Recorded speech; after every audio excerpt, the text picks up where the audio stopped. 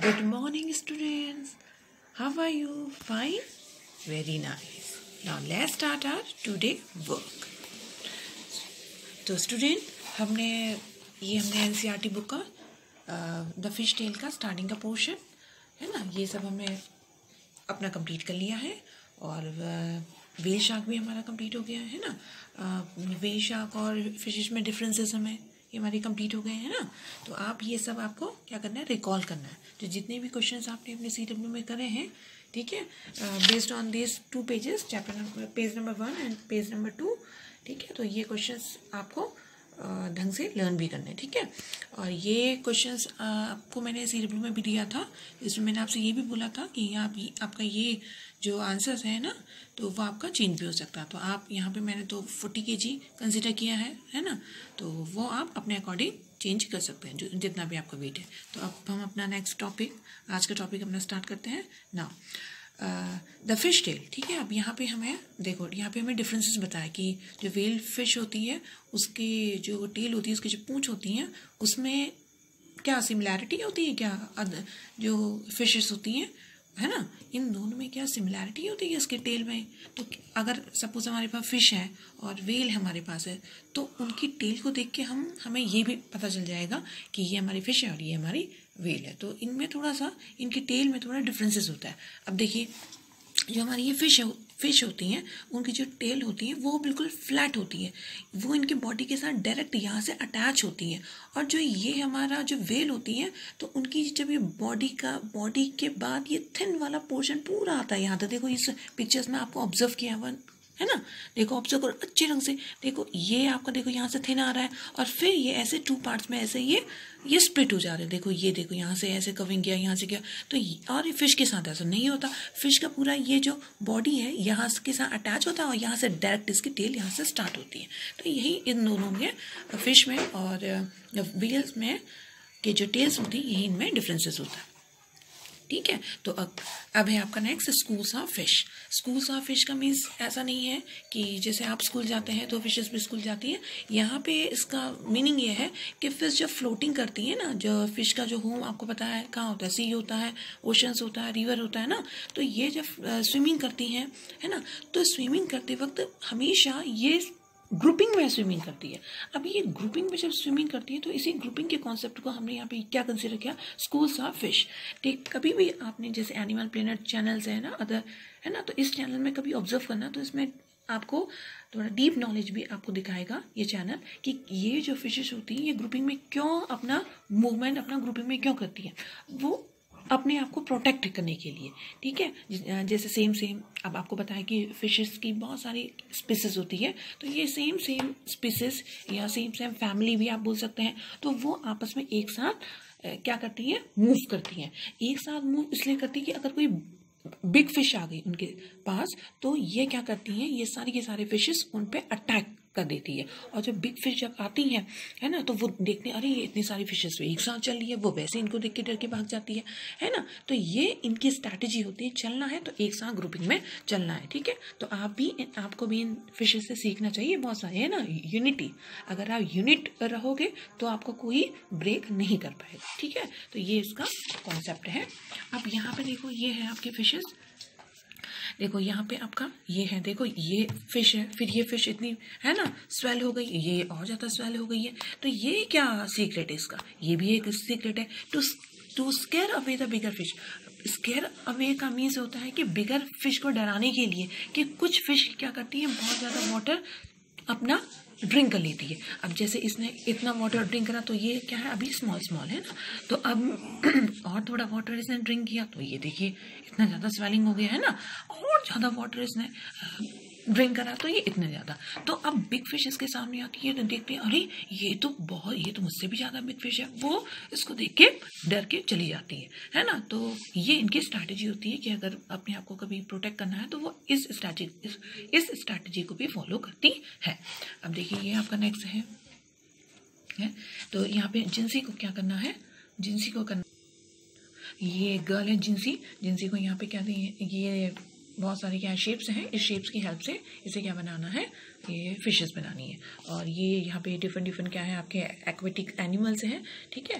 तो यहाँ पे देखो काफ़ी सारे एक्वेटिक एनिमल, तो इन एक्वेटिक एनिमल्स का भी आप क्या बना सकते हैं, इन शेप्स की हेल्प से क्या बना सकते हैं, इनका पूरी बॉडी आप इनका बना सकते हैं, ठीक है। अब यहाँ देखें जैसे ये है आपका सी यर्कन है, लॉबस्टर है, येल है, रेड स्नैपर है। देखिए इसकी पूरी बॉडी रेड होती है ना। तो देखिए इसके स्किल्स देखिए, इसके गिल्स देखिए, सब इसके क्या है, पूरे इसका रेड होती है बॉडी इसका, ठीक है। मैक्सिको में मिलती है मेनली।